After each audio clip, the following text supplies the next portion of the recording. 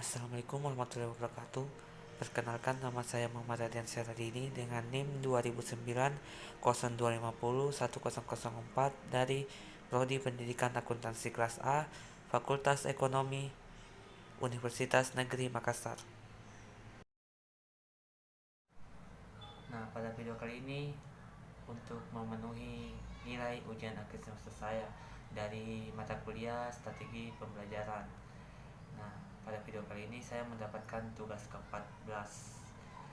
Untuk menjelaskan tugas ke-14 dengan judul materi itu adalah macam-macam strategi pembelajaran. Nah, sebelum kita masuk ke tugasnya, saya akan menjelaskan dulu tentang materi dari macam-macam strategi pembelajaran ini agar kita bisa lebih paham ke depannya. Nah, langsung saja kita masuk pada poin yang pertama, yaitu adalah pengertian strategi pembelajaran. Nah, strategi pembelajaran adalah sebuah cara atau metode yang bisa diterapkan selama proses belajar mengajar di dalam kelas. Strategi ini umumnya digunakan untuk mengaktifkan waktu, membantu siswa supaya aktif, dan meningkatkan semangat belajar. Nah, selain itu, strategi pembelajaran dapat membantu mengatasi beberapa masalah yang dihadapi oleh siswa selama belajar. Strategi ini dilakukan untuk memantau perkembangan siswa setiap waktu. Jadi, siswa dapat belajar dengan optimal dengan hasil yang memuaskan. Lalu kita masuk ke strategi pembelajaran secara daring. Nah, dalam meningkatkan pengetahuan dan kualitas pembelajaran anak-anak atau siswa, guru atau pendidik perlu memiliki beberapa strategi. Nah, strategi tersebut dibuat supaya siswa maupun mahasiswa cepat paham dan mengerti dari pembelajaran yang diberikan. Nah, selain itu, strategi pembelajaran juga bisa berupa cara mengajar supaya siswa merasa nyaman selama belajar. Nah, strategi dalam pembelajaran sangat dibutuhkan bagi siswa, bukan hanya agar siswa mencapai target yang diinginkan, tetapi pendidik juga mendapatkan goals berupa siswa yang berhasil dididik dari strategi tersebut. Adapun langkah-langkah dalam pembelajaran daring itu, yang pertama adalah siswa perlu melakukan manajemen waktu. Lalu yang kedua adalah tidak ada salahnya mendaftar bimbel atau bimbingan belajar secara online. Lalu yang ketiga adalah memiliki motivasi yang tinggi selama belajar online. Lalu kita masuk ke poin yang ketiga, yaitu adalah macam-macam strategi pembelajaran. Nah, adapun macam-macam strategi pembelajaran itu, yang pertama adalah metode simulasi. Nah, metode ini berupa sebuah tiruan yang bisa dicontoh oleh siswa. Tiruan ini diperagakan oleh pendidik supaya siswa dapat memahami konsep tiruan yang diajarkan oleh pendidik. Nah, lalu yang kedua adalah metode diskusi. Nah, metode ini umumnya diberikan kepada siswa berupa sebuah masalah. Nah, diskusi dengan teman-teman membuat siswa dapat menemukan hasil dan solusi dari masalah yang diberikan tersebut. Lalu kita masuk pada poin yang ketiga, itu adalah metode demonstrasi. Nah, metode ini salah satu strategi pembelajaran yang umum dilakukan di beberapa tempat. Demonstrasi dilakukan supaya bisa dapat melatih konsentrasi dalam mendengar, menghormati orang berbicara, dan memudahkan siswa dalam memahami atau mengerti materi. Lalu kita masuk ke contoh-contoh strategi pembelajaran yang sering diterapkan di beberapa tempat oleh pendidik, yaitu adalah sebagai berikut. Nah, yang pertama adalah siswa bermain peran. Nah, strategi ini dilakukan supaya siswa dapat memainkan peran berdasarkan karakter yang diberikan. Misalkan pendidik memberikan contoh peran yang akan dimainkan dalam jangka waktu tertentu. Contoh ini dapat mengajarkan siswa meniru karakter orang lain. Lalu yang kedua adalah siswa menuliskan.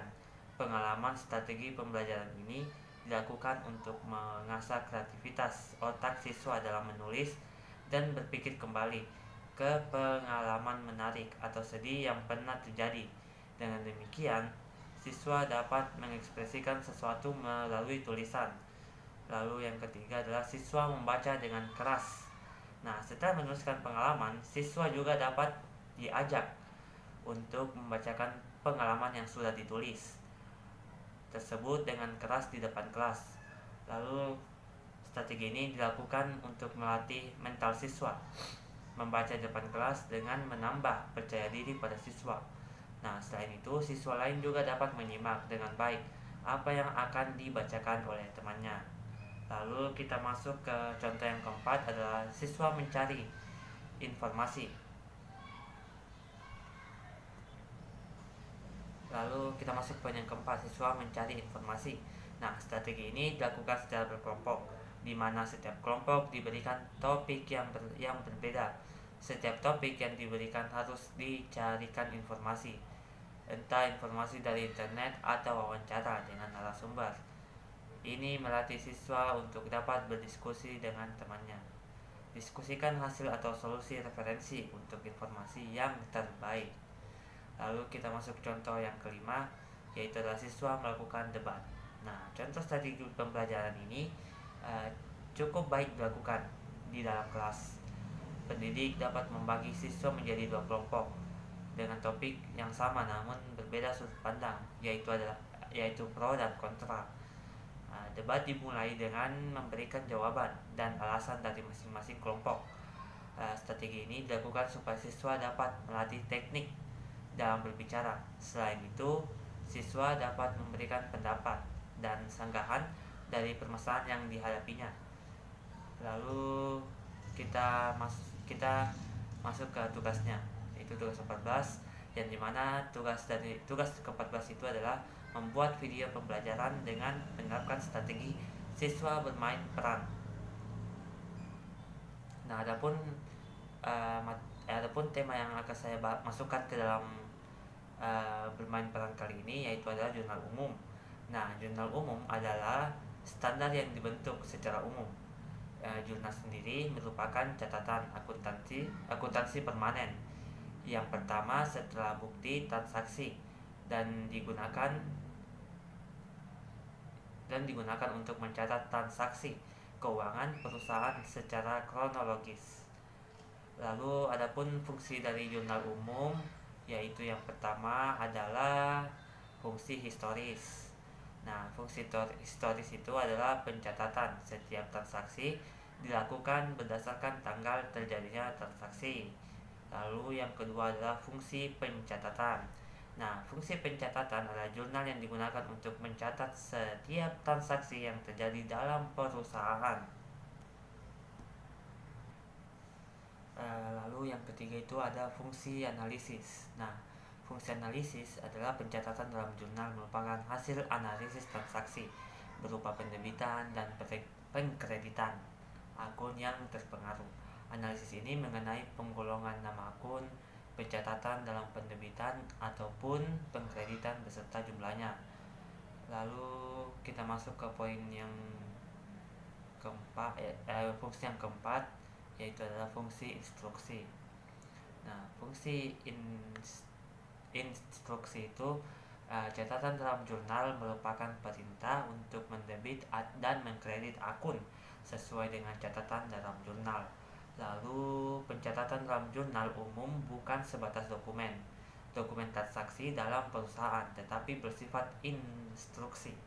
Hal ini dimaksudkan bahwa jurnal umum adalah berfungsi memberikan perintah atau petunjuk dalam proses memasukkan data ke buku besar.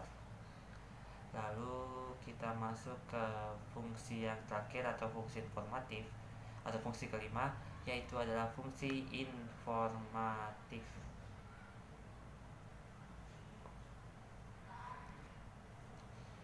Lalu fungsi informatif itu yaitu adalah sebagai sebuah catatan. Tentu saja jurnal umum memuat sejumlah besar informasi serta detail terkait bukti pencatatan transaksi yang pernah terjadi. Dengan adanya jurnal jenis ini, berbagai informasi relevan dapat memudahkan pihak internal maupun eksternal perusahaan dalam urusan pengelolaan keuangan. Adapun contoh dari tugas 14 yang seperti tadi itu yang membuat video bermain peran itu adalah seperti ini contohnya. Warahmatullahi wabarakatuh. Waalaikumsalam warahmatullahi wabarakatuh. Selamat pagi. Pagi. Oke, jadi pada kesempatan kali ini saya akan menggantikan Pak Jonathan dulu untuk mengajar. Jadi kita santai saja untuk hari ini, kita main saja. Jadi biasa itu dia main peran. Di sini di tangan saya sudah ada beberapa peran yang akan saya bagi nanti. Yang pertama itu adalah malam. Silakan maju.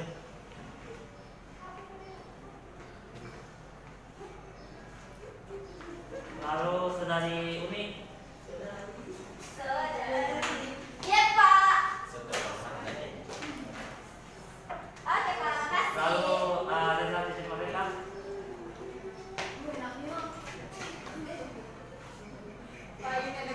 Dian.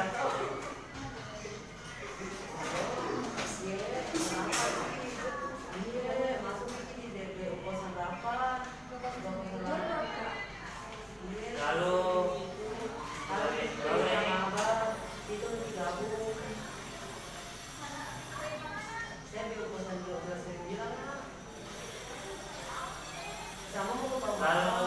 Haji Maria.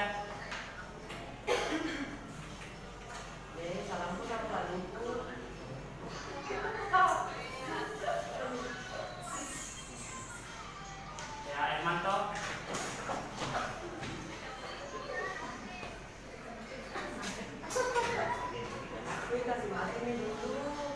Lalu Wahyudi. Yudi Gunawan dan Konteruki. Bisa diambilkan, Pak. Gak bisa. Ini sendiri. Dia apa bilang? Ini bicaranya. Kampus. Lalu Nana.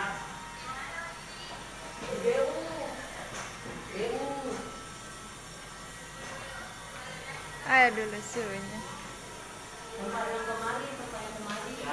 Rahmat terjadi.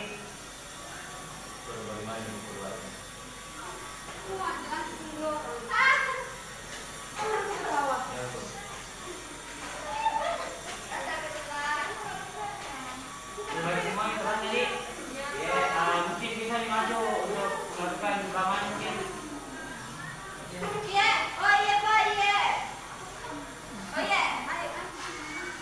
Lalu Lalu Dedik. Lalu Dedik. Besar suara. Mungkin yang 4 orang ini bisa menjelaskan tentang Maksudnya. Oke, di sini saya berperan sebagai identifikasi atau yang sering kita kenal dengan analisis. Analisis juga berfungsi sebagai bagian yang mengidentifikasi jenis-jenis akun yang terdapat dalam jurnal umum. Nah, di sini saya berperan sebagai jurnal umum. Jurnal umum adalah tempat itu adalah transaksi yang akan dimasukkan ke dalam akun-akun yang akan dimasukkan ke dalam jurnal umum. Di dalam jurnal umum terdapat terdapat debit dan kredit. Tarik sebelah. Saya di sini selaku debit. Debit merupakan suatu catatan pada akun pembukuan yang mampu menambah nilai aset serta mengurangi jumlah kewajiban. Saya di sini sebagai kredit. Kredit adalah sebuah catatan asuransi yang memisahkan akun liabilitas atau ekuitas, menurunkan akun aset atau beban. Adapun transaksi yang terjadi selama bulan Januari adalah sebagai berikut. Pada tanggal 2 Januari, Tuan Jonathan menginvestasikan modal berupa uang tunai sebesar 20 juta. Investasikan modal berupa uang tunai sebesar 20 juta. Kalau analisis, kalau jurnal umum di sini saya analisis, saya bertugas untuk mengidentifikasikan transaksi pada tanggal 2 Januari. Kalau analisis kali ini kamu membawa akun apa dan akan ditempatkan di mana? Nah, kali ini aku akan membawa akun kas yang ditempatkan di sebelah debit dan akun modal ditempatkan di sebelah kredit.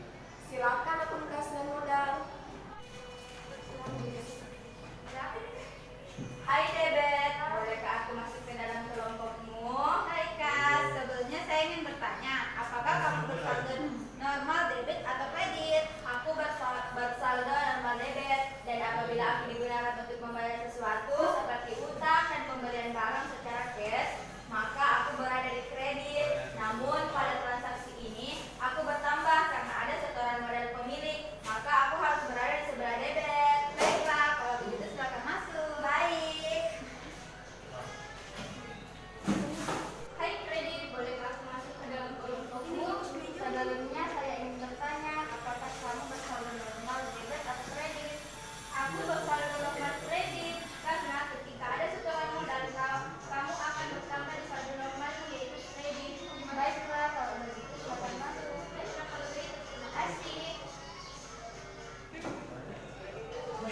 Pada tanggal 10 Januari 2021, diberi pelayanan bengkel sebesar 2 juta kredit. Dan analisis mengidentifikasi kasus data selanjutnya akan diperkarakan dalam jurnal. Halo Jurnal Umum. Untuk transaksi kali ini, aku bertugas membawa akun yang akan dicatat ke dalam Jurnal Umum. Terima kasih. Kira-kira kali ini membawa akun apa dan akan ditempatkan di mana?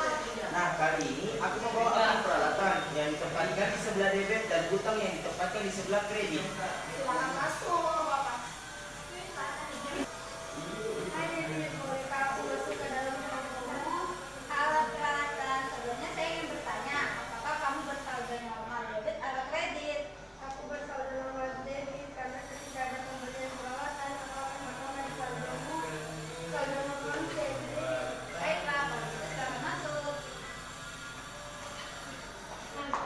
Hai David, bolehkah aku masuk ke dalam ruangan umum?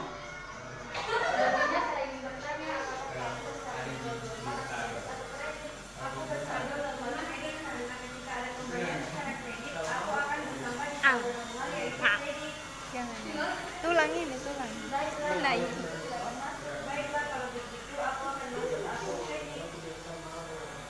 Pada tanggal 15 Januari, terima secara tunai jasa perbaikan senilai Rp500.000. Adapun pengaruh transaksi terhadap akun perusahaan yaitu Hai Jurnal Umum. Kali ini aku datang lagi. Nah, di sini aku membawa akun yang akan dicatat ke dalam Jurnal Umum. Siapa lagi kita online? Kali ini kamu membawa akun apa dan akan ditempatkan di mana? Nah, kali ini aku membawa akun kas yang ditempatkan di sebelah debit dan pendapatan jasa yang ditempatkan di sebelah kredit. Silakan masuk.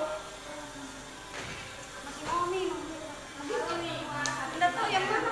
Pak? Bayar jasa yang telah dikerjakan bisa menggunakan kas. Kira-kira aku dan kas masuk di mana ya? Kalau kamu bertambah dan masuk ke dalam kredit, sedangkan kas juga bertambah dan masuk ke dalam kredit. Baik, oke, kalau menjelaskan sama-sama. Bagaimana caranya dibuka? Ini tadi itu ya? Iya. Itu kan aku yang lain kan? pada tanggal 14 Januari dibayar kembali.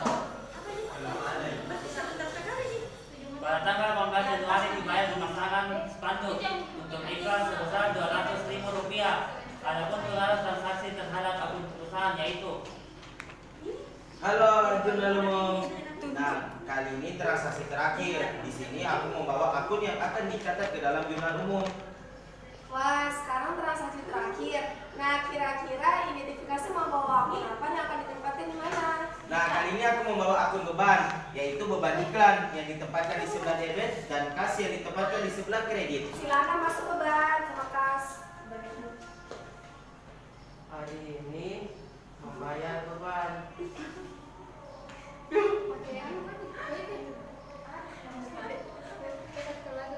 Kalau kamu bertambah dan masuk ke dalam kredit, sedangkan kas juga bertambah dan masuk ke dalam debit. Tidak. Kasih yang di kredit, aku di debit.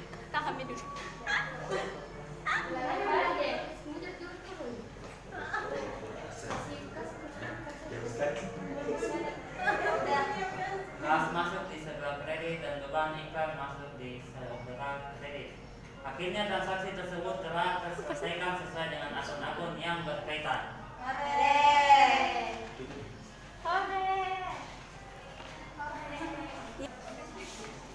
Jadi cukup itu saja pembelajaran pada hari ini. Kurang dan lebihnya mohon dimaafkan. Subhanakallahumma rabbana wa bihamdik asyhadu an la ilaha illa anta astaghfiruka wa atubu ilaik.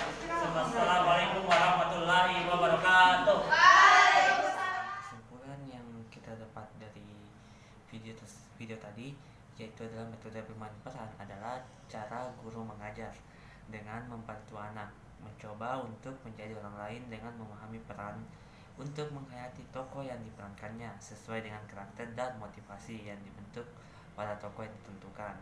Nah, sebelum melaksanakan dan menerapkan metode bermain peran kepada siswa ataupun mahasiswa, guru atau dosen harus menyusun terlebih dahulu aspek yang akan dilaksanakan pada pembelajaran. Di antaranya, yang pertama ialah guru menyusun kelengkapan skenario yang akan ditampilkan dalam bermain peran nanti.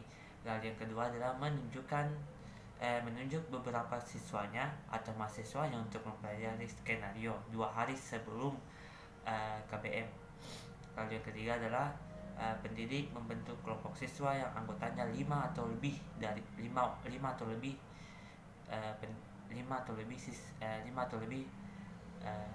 peserta didik. Lalu yang keempat adalah memberikan penjelasan tentang kompetensi yang ingin dicapai ataupun bisa disebut dengan KD atau kompetensi dasar. Lalu yang kelima adalah memanggil para siswa yang sudah ditunjuk untuk melaporkan skenario yang sudah dipersiapkan. Lalu yang keenam adalah masing-masing siswa duduk di kelompoknya masing-masing sambil memperhatikan dan mengamati skenario yang sedang diperagakan.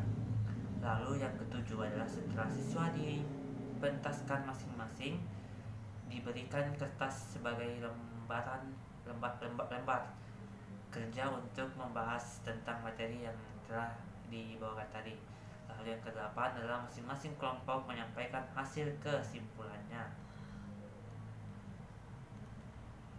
Lalu guru memberikan kesimpulan secara umum. Lalu yang ke-10 adalah evaluasi. Lalu yang terakhir adalah penutup. Nah, melalui pembelajaran bermain peran, peserta didik dapat berlatih untuk menerapkan prinsip-prinsip demokrasi. Kelas dapat diibaratkan sebagai suatu kehidupan sosial tempat para peserta didik belajar mengemukakan pendapat dan menghargai pendapat orang lain. Beberapa faktor yang perlu diperhatikan dalam memilih topik masalah dalam bermain peran agar memadai bagi peserta didik, antara lain yaitu ada usia dari peserta didik sendiri, lalu latar belakang sosial budaya, lalu kerumitan masalahnya, lalu kepekaan topik yang diangkat sebagai masalah, dan pengalaman peserta didik dalam bermain. Lalu bermain peran. Lalu faktor yang perlu diperhatikan dalam penggunaan teknik pembelajarannya yaitu adalah partisipasi aktif, yakni faktor manusianya, tujuan belajar, bahan belajar, waktu dan fasilitasnya, lalu waktu dan fasilitas belajar, serta faktor sarana belajarnya.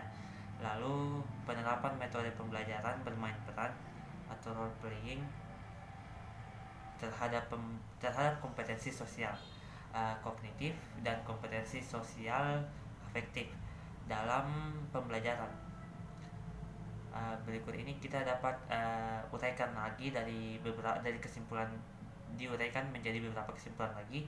Yang pertama adalah berdasarkan dari hasil pengamatan di video tadi, dalam proses pembelajaran dengan penerapan metode bermain peran. Nah, terdapat perubahan, antara lain itu yang pertama adalah penerapan pembelajaran bermain peran dapat meningkatkan aktivitas dan kreativitas peserta didik dalam proses pembelajaran. Lalu yang kedua adalah peserta didik memiliki keberanian dalam memainkan peran sebagai partisipan, lalu mengemukakan pendapat dan menghargai pendapat teman. Lalu yang ketiga adalah dalam melakukan pemeranan, peserta didik mampu menjaga etika bermain peran, memimpin diskusi, bekerja sama, tanggung jawab, mencari dan mengolah informasi, menganalisis dan membuat kesimpulannya. Lalu yang terakhir adalah bermain peran dapat menumbuhkan sikap kritis, demokratis, dan kreatif peserta didik dalam menyikapi peserta didik dalam menyikapi persoalan yang dihadapi pada saat pembelajaran.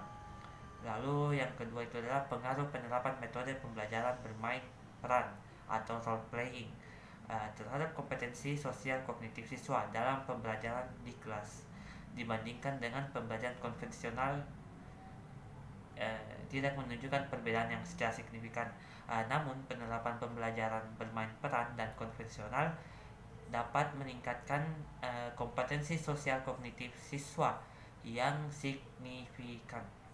Lalu yang terakhir adalah pengaruh penerapan metode pembelajaran bermain peran atau role playing terhadap kompetensi sosial afektif siswa dalam pembelajaran di sekolah ataupun kampus dibandingkan dengan pembelajaran konvensional yang menunjukkan perbedaan yang signifikan.